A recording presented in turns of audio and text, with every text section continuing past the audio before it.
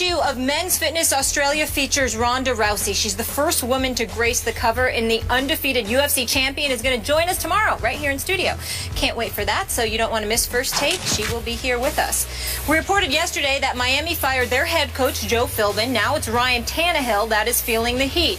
According to multiple reports, Philbin told the Dolphins practice squad players to go easy on Tannehill so the quarterback could get some of his confidence back. Reportedly, Tannehill was throwing so many interceptions in practice that he was frustrated to the point where he would talk trash to certain practice squad players. After they would pick him off, quote, listen to this, enjoy your practice squad paycheck, enjoy your practice squad trophy. If that is true, just wow. Stephen A., your reaction? The operative word is, the operative sentence rather is, if that is true. Because we don't know. Yep. If that is true, Tannehill has lost his team. Because that is as low class as it gets. If that is true, the only reason Tannehill didn't get punched in his face is because guys were on a practice squad and they want a chance to be in the NFL, and obviously you saw what happened with the Jets. Or the coach had instructed them to take it easy on the starting quarterback. You know, well, keep in mind, Skip, that according to the reports, once the coach had instructed them to take it easy on Tannehill, what they did was stop running altogether whenever he snapped the ball. They showed no respect for him. You're the starting quarterback, paid $95 million, $45 million in guarantees, and practice squad players have to take it easy on you. How in God's name can you be a leader? I mean, that's worse than anything I could imagine with Jay Cutler. I mean, let me apologize to Jay Cutler. And for you to say that, I've never even heard that about. Did you just say let you apologize? I have to apologize to Jay Cutler because I never even heard anything that bad about him. I never even heard anything that bad about him. Where the practice squad, where the practice squad has to take it easy on you, and they're so annoyed and disgusted with the human being that you've revealed yourself to be, that in protest, as practice players, they sat up there and said, we just gonna let them throw the pass because we can't win. We damned if we do, we damned if we don't. We get up in them, the coach gonna protect them. We intercept them, the coach gonna protect them. Okay, we take a light on him. We ain't accomplishing anything for ourselves. So why bother? That is the epitome of losing your team. I mean, that incident alone warrants Joe Philbin being dismissed as head coach of the Miami Dolphins. And I take no pleasure in that. I don't want this man fired and having to lose the ability to provide for his family. I hope that he lands another job as a coordinator tomorrow. He's just not head coaching material to me. He's a coordinator. So with that being said, let's be clear about something here. The real issue is Tannehill. The real issue is the fact that practice players are picking you off. The real issue is that you kids, you lost to the Jaguars, okay? And obviously you just lost to the Jets, okay? You're not having a good season. You're 1-3. You got wiped out by the Bills. You got wiped out by the Bills at home with Warren Buffett in attendance with your owner, Stephen Ross, okay? I mean, you were so bad that Warren Buffett wouldn't give you stock options. That's how bad Ryan Tannehill and the Miami Dolphins were that day. I mean, please. So when you look at it from that perspective, here's the bottom line. This new guy, this was a Dan Cunningham, is that his name? Dan Campbell. Dan Campbell, Yep. right? I got to admit to you, Skip, he's just a tight ends coach. And in one press conference with him, I saw more in 3+ years with Joe Philbin. I'm with you. And I said this, I looked at him and I said to myself, well, he's not going to have a problem getting in anybody's face. Right? I mean, do you see how massive this dude was? I was sitting there saying, are you sure he ain't playing? Are you sure he ain't playing? He was a player. He looks like he can play right now. That's a big boy. That's a big boy. So I'm looking at it from the perspective of, this is the kind of guy that can get in a dude's face. Let's go. This is what you need to do. This is your job. If I'm him, I'm calling Ndamukong Suh and the crew up in there today. What do y'all want to do? Ndamukong, you were the man on Detroit's defense. What did y'all do in Detroit? What is it that you want to apply here? Offensively, I'm looking at Tannehill. You better man up. because I'm going to send these cats after you. Yep. And it ain't just a practice squad. It's going to be the first teamers, because that's what you got to go through on this NFL level. Did you say that to these boys? Did you say that to them? Money or no money, you're going to apologize right now.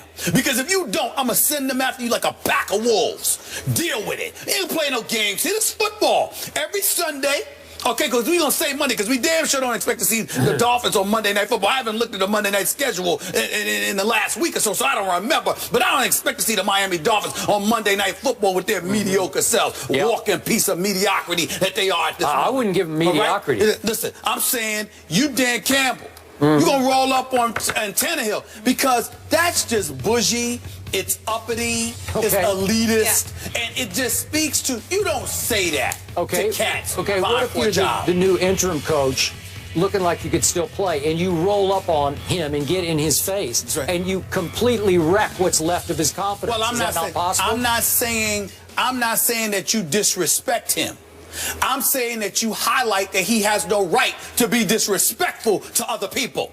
Now, if you can't do that, you ain't head coach material. It's just that simple. Okay. If you can't do that, if you can't remind somebody that you're supposed to respect your teammates and you ain't supposed to belittle them like that, then you know what? I'm going to send them at you like a pack of wolves, because this is what you got to deal with on Sundays, what you getting a break here for. You know, I must remind everyone, we got thrown this story on the fly as it broke yesterday, and so we were off the top of our heads. I had forgotten that the interim coach that Philbin replaced was none other than Todd Bowles. That's right. Are you kidding me? And the finalist was Mike McCoy for the Chargers. So he takes his team takes his team to the playoffs his first year in San Diego. And Todd Bowles, even though we like Todd Bowles a lot and we appreciate the job that he's doing, it's only 4 games in. I understand. McCoy took the Chargers to the playoffs. I'm betting on Todd Bowles. So am I. I'm betting on him. So am I. Yep. Okay, so back to the story. Look, I don't want to beat this to death. I've been on record before Tannehill's draft. I just never loved him for exactly this reason.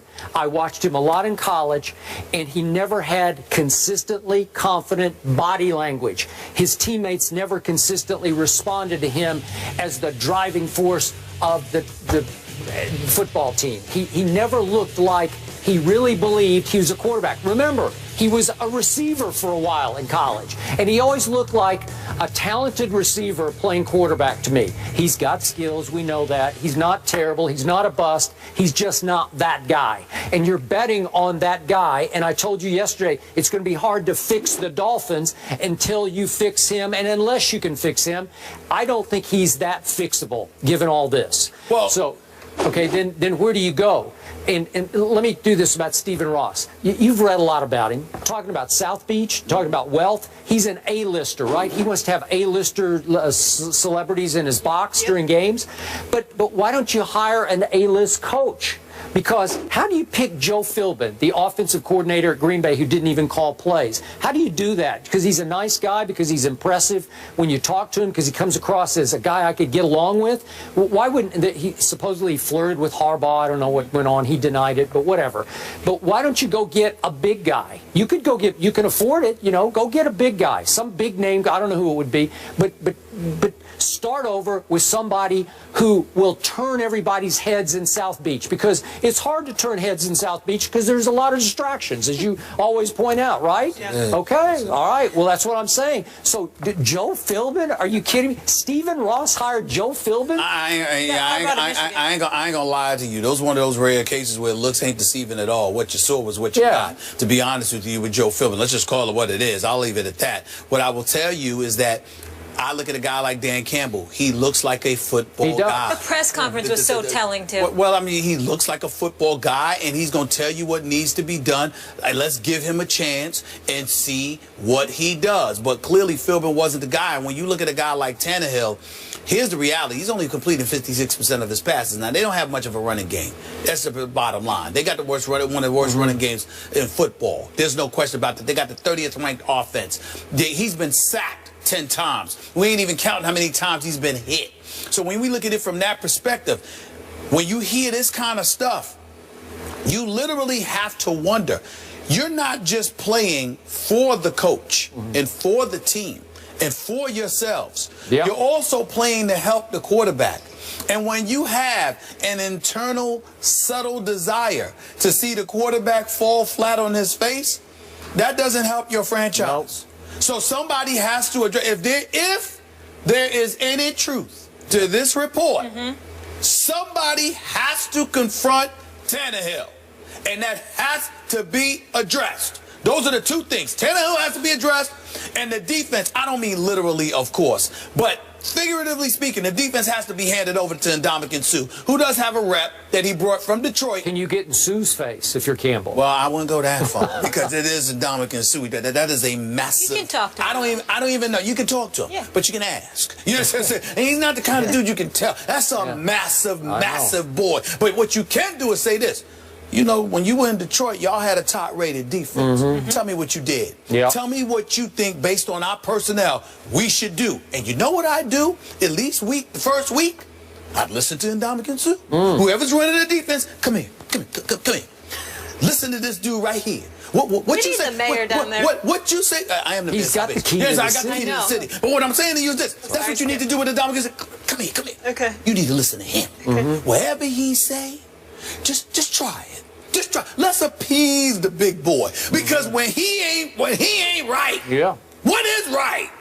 You don't want. It's one thing for him to be mad against opponents. For him to be mad internally, that makes life very, very difficult. Because what you gonna do about him? You can't get security to do anything about the Ndamukong Suh. Nope. No, you just, hey, what's wrong with trying? What you need? Do you need anything in Ndamukong? Can I get you a cup of coffee? Do you like Starbucks? You want a vanilla latte, small or large? What do you want? I don't know if I go that far. What can I do for you?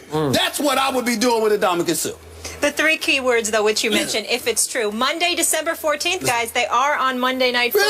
Really? Giants come to town. Really? I wouldn't mind being in that one. Cakewalk for the Giants. Would you guys want to go on the road for that? You know what? Nice. I might go. You know, Ray Lewis, Trent Dilfer, Steve Young, they have invited me.